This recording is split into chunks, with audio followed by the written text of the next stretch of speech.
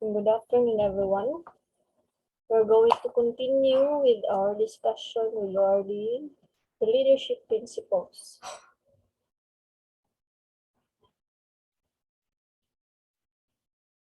Number 7, keep your subordinates informed. To promote efficiency and morale, a leader should inform the subordinates of all happenings in his organization and give reasons why things should be done. This is done when time and well-being permit, of course. Informing the colleagues about the situation makes them feel a part of the team.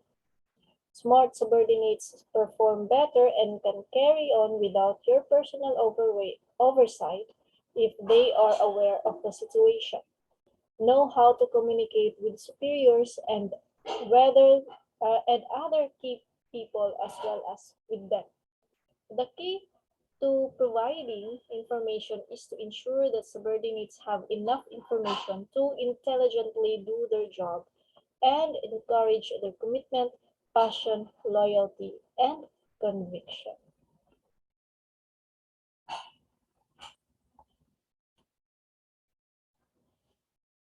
Explain whether possible why they have to do the activities and how they plan to do them.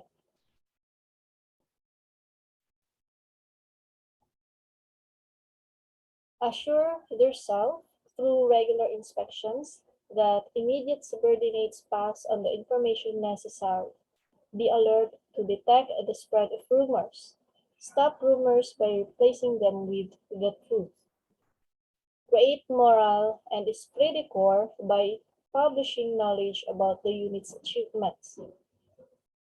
Keep their subordinates aware of existing legislations and regulations concerning their salaries, promotions, rights, and other than confidential matters. So that is how you keep your subordinates informed.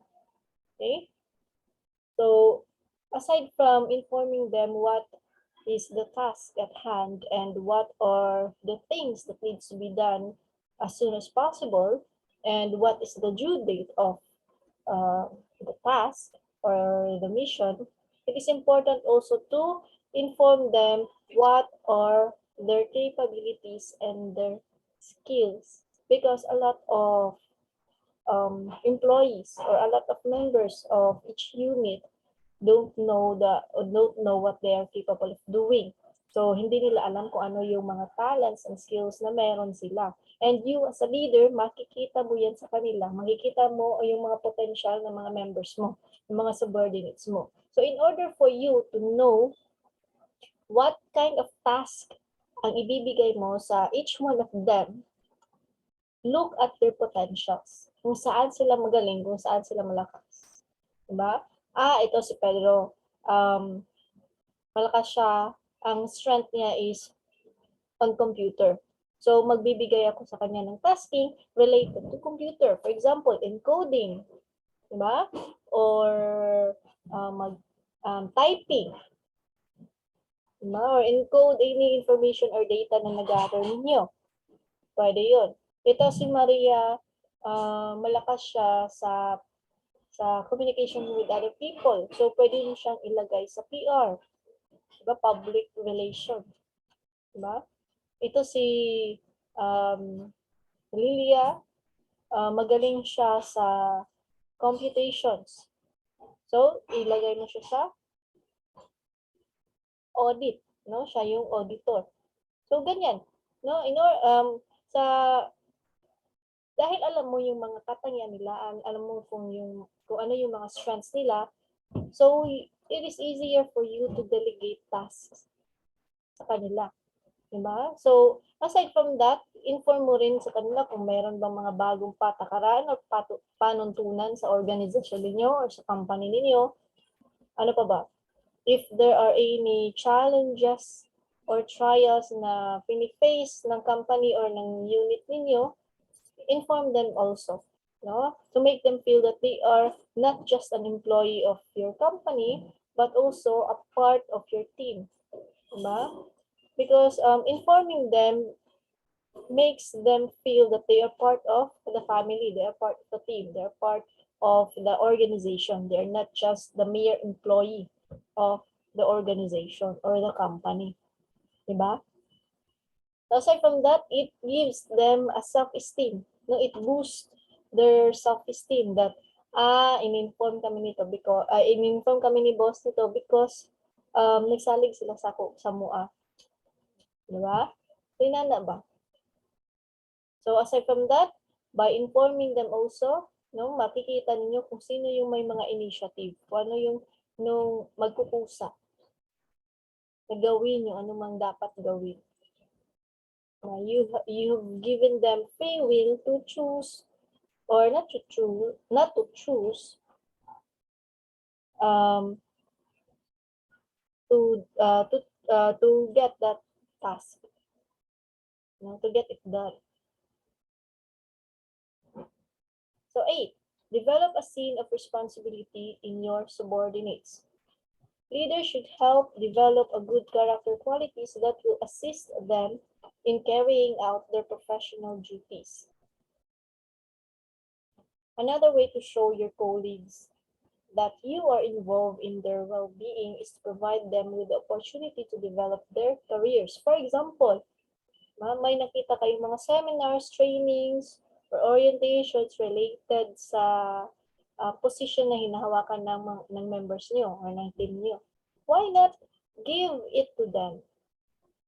Now, why not enroll them?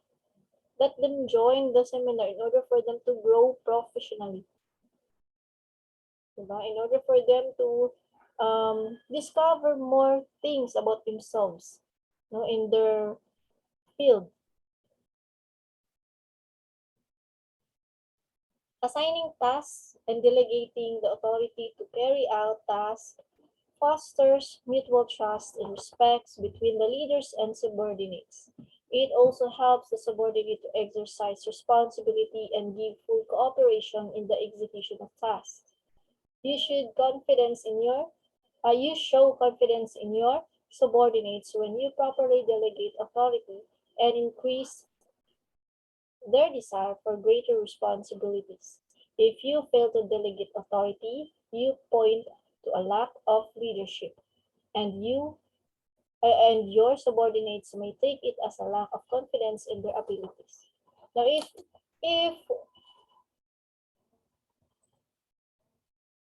if yung gagawin mo lang is to give them tasking, pero wala naman silang choice, or wala silang control on how that specific task to be done, no, or to begin with, nagasunod lang sila sa imong mandate, then mura na sila robot. Right? Mura na lang sila robot, magulat na lang sila perminti sa imong instruction. Wala na din sila initiative. Right? Wala sila initiative kung unsa bay kinahanglan buhaton right after that. Or unsa bay kinahanglan buhaton in order for them nga mas mapadali ang ilahang paghuman sa task. Diba? So aside from giving them assignments, no, give them also the opportunity for them to think of what's best in order for your task nga imong gihatag is mahuman gid siya. Diba? Make them resourceful. Don't make them rely on your instructions, on your commands. Because what if you are not around? Diba? So, wala po sila buhaton. Wala din silang gagawin. Nga lang sila.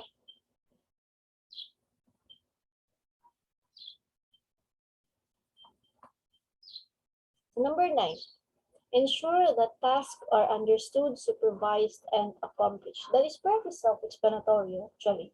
So the secret of the obligation is communication.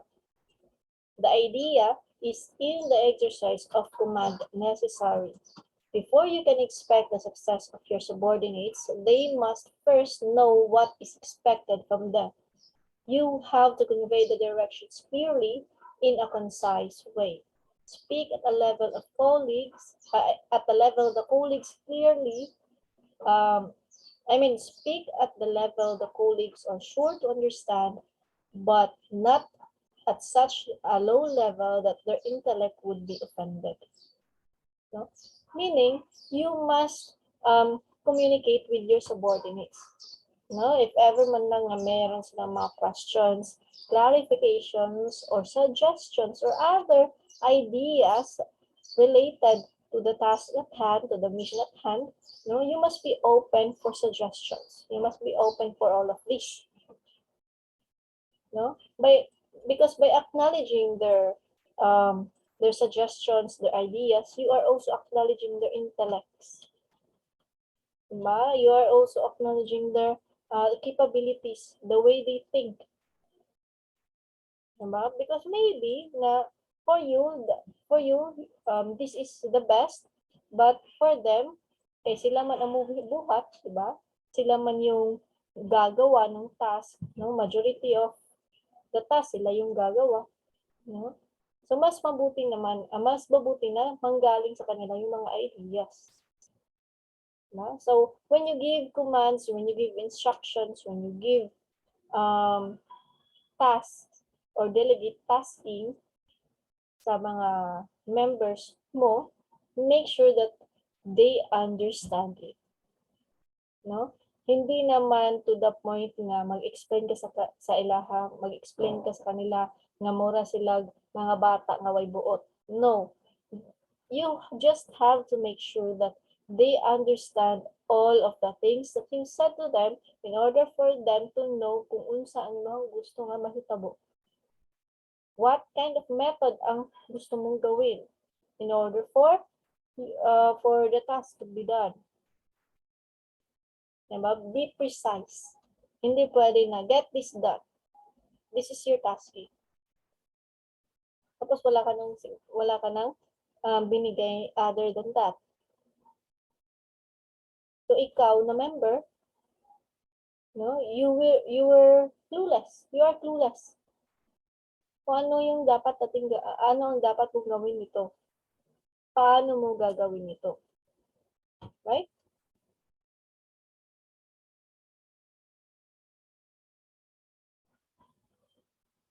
Now, train as a team.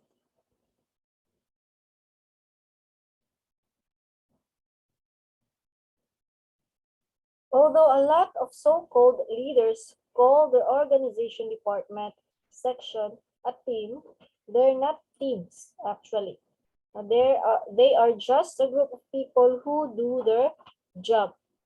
So with a perfection in teamwork as an aim, each waking hour subordinates should be trained and developed, challenged and checked, corrected and encouraged.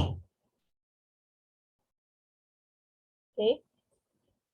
Subordinates are measured in appearance, bearing, in attitude, self-improvement, and most importantly, performance.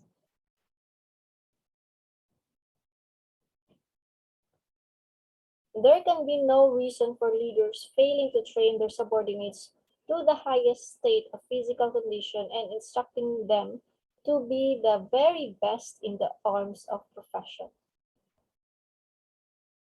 Train with the reason and emphasize the core elements of teamwork. So train as a team, not because that you are a leader, you are their leader, exempted ka na sa training. No?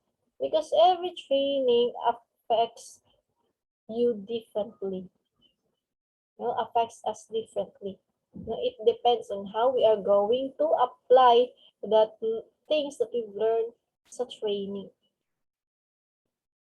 So, iba naman yung training, you train individually, and iba din yung impact sa'yo when you train with your team.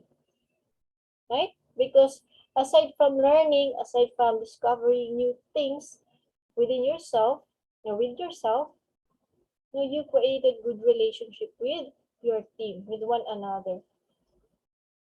But you build camaraderie, you build rapport. Right? Now, kapag nag-training kayo as a team, no, then you are not just thinking about yourself, about the improvement of yourself, but also you are thinking to the improvement of your members.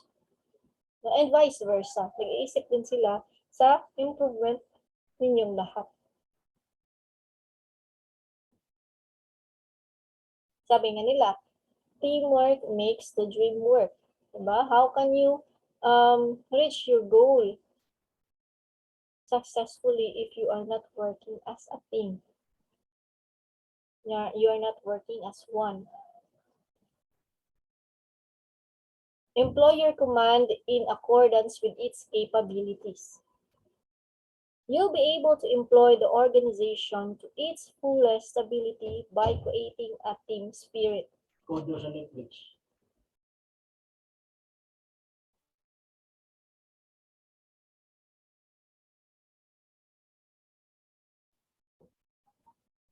Successful execution of a mission depends on how well you know the strengths of your organization. Okay? So employ your command in accordance with its capabilities. You cannot expect your members to do your bid or to execute your command if they are not capable of doing it. So if they are not capable of doing it, if hindi nila kayang gawin yan, then expect that they will fail. So, dapat ibagay mo rin yung command mo sa kakayahan ng mga members mo. Hindi pwede na, this is what I want, this is, I want the best result, and this is what you need to do. Tapos mamumblema yung mga members kasi they are not capable of doing such things. Now, if they're going to do it other way, diba, magagalit ka because the result is different. So, meaning, yung members mo are not just the only people that needs to adjust with the capabilities of the team, but also ikaw na leader. Because you oversee things. You oversee the things that usually a member couldn't. Diba?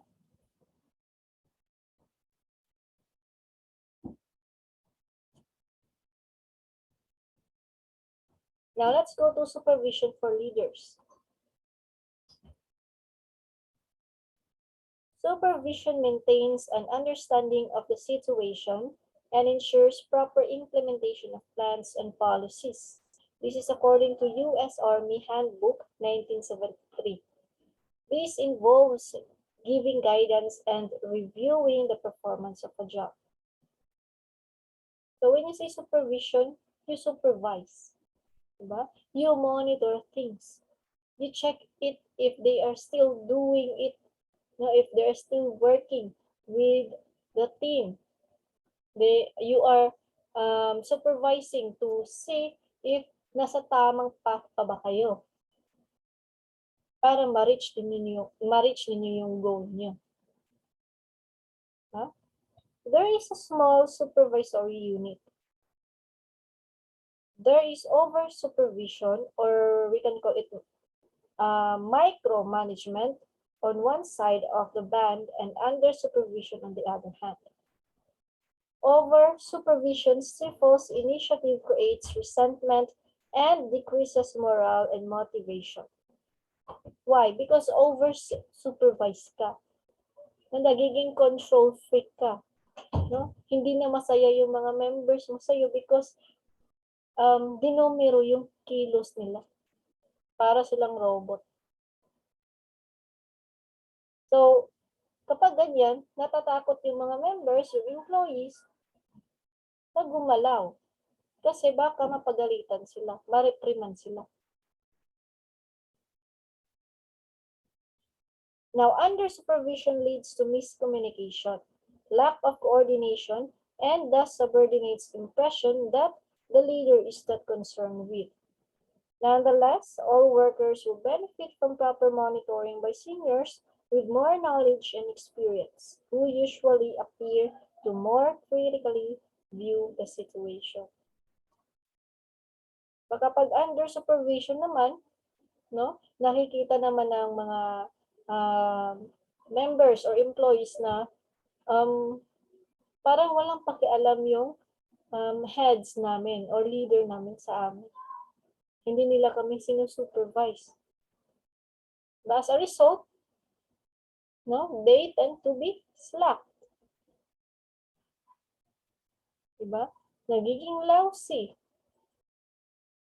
Hindi na nila ginagawa ng maayos yung trabaho nila. No? At the end of the day, yung company or your organization, yung lugi. Why? Nagpapasweldo kayo ng maayos sa mga employee ninyo na hindi naman nila tinatrabaho ng maayos yung trabaho nila. Because of under supervision. Hindi masyadong natututukan yung trabaho nila. Hindi masyadong namomonitor. Hindi masyadong na-check.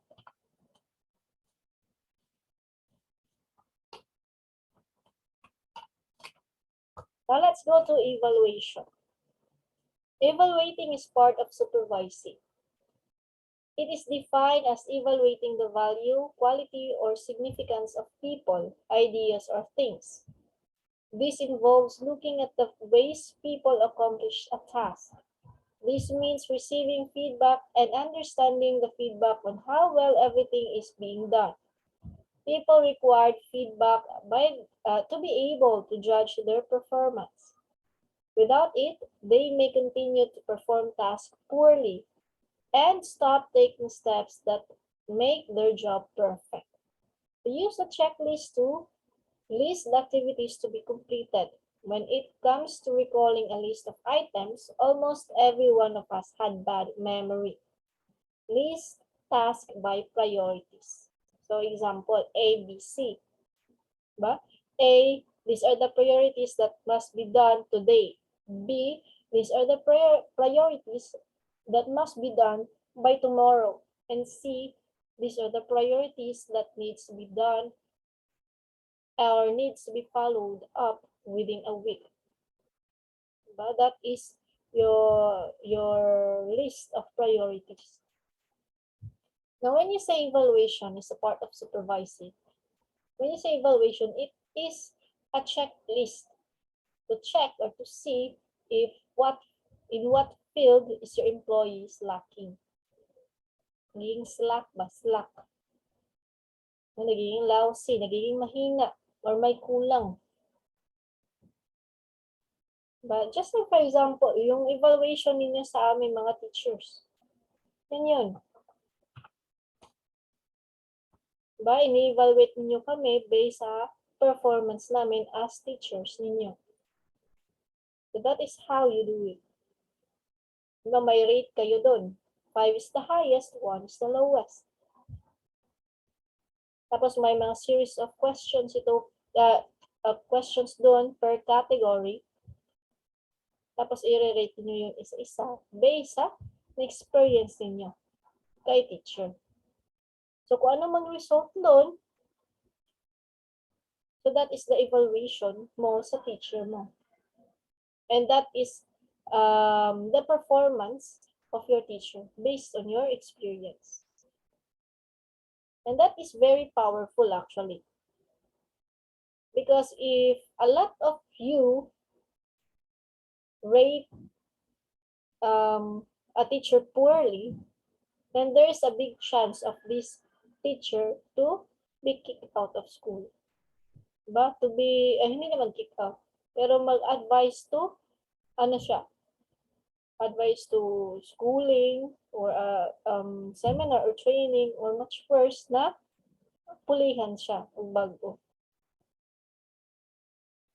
Well, that is how evaluation is powerful.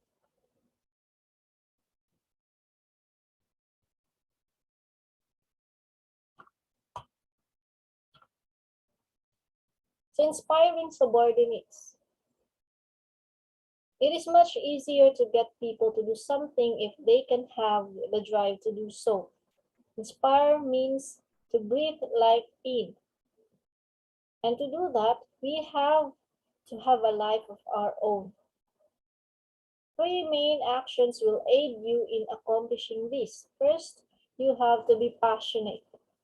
A trickle-down impact can arise in an organization where there is a leader with great enthusiasm about a project. You have to devote yourself to the job that you do. Do not expect your people to be worked up about it if you don't express your excitement. Diba? How can you inspire your subordinates? How can you inspire people? By reflecting your aura to them. Diba? Now, if you are gloomy, no, you are passing that gloominess in other people. Lalong-lalo na sa mga people na malapit sa iyo. Now, if you are excited about a certain task, no, express your excitement to your subordinates.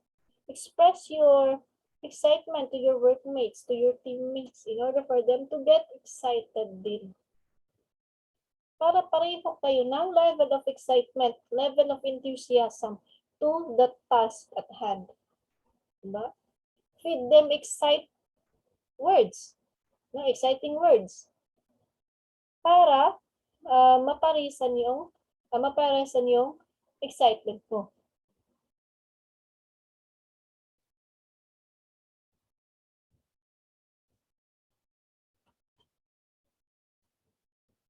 Now, involve subordinates in the decision-making process. People involved in the decision-making process are much more deeply involved than those who simply carry out the order of a manager. Help them contribute and inform them that you value their opinions. When it makes sense to do so, listen to them and integrate their suggestions. So, as a leader, again, listen to your members. Because not all the time your ideas are correct or your ideas are flawless. No? There are a lot of times that the best idea comes from the members of the team. Know what your organization is about. Okay? The army is not made up of people. The army is people. Every decision we make is a people issue. This is according to General Crichton W. Abrams. Ano ibig sabihin niya? The army is not made of people.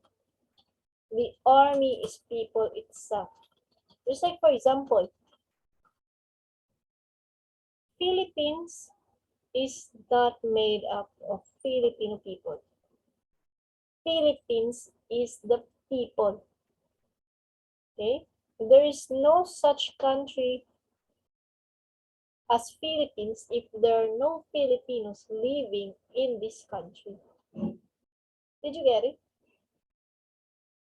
No, walang army, no? According to General Crichton, walang army kung walang mga sundalo, kumbaga. You cannot call the army facilities an army without people in it. No? So meaning the heart, the soul of the army organization is the people. Now without these people, then there's no army. There's no organization at all. Right? Just like what I said, the Philippines is not just a country. No? So, meaning every decision we make is a people's issue. This is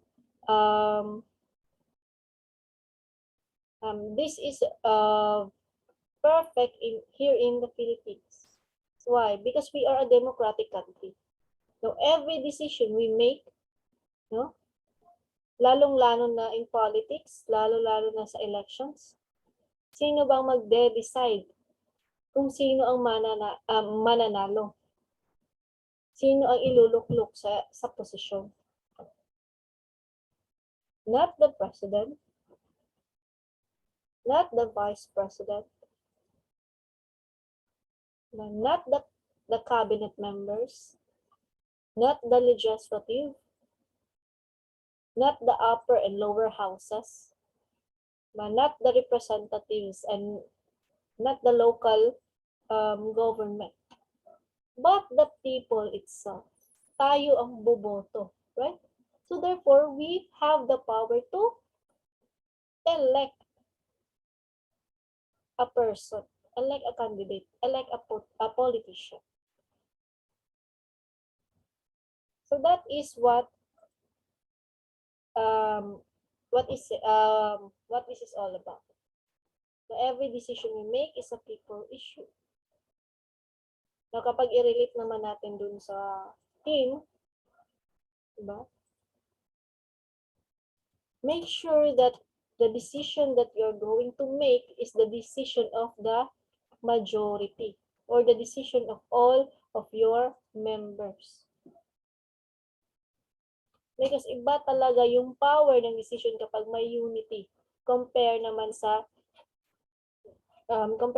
decision na ikaw lang ang gagawa. Because whatever the consequence of that decision, you have your team to back you up. Right? So, ganun yun.